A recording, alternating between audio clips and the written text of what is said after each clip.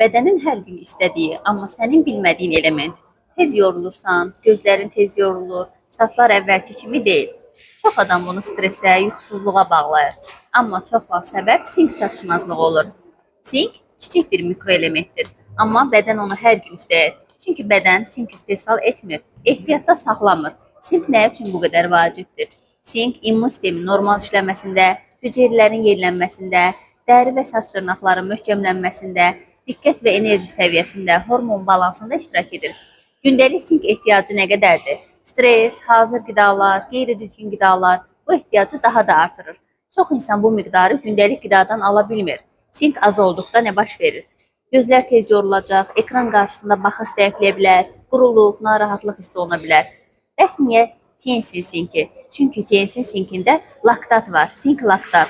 Sink bədən üçün daha uyğun mənimsənilən formadır. Bu formada həssas mədəsi olanlar üçün də daha rahatdır. Gündəlik ehtiyaca uyğun balansda dozadadır. Uzun müddətli istifadə üçün nəzərdə tutulub. Yəni məqsəd sadəcə sink içmək deyil, bədənin ondan faydalana bilməsidir.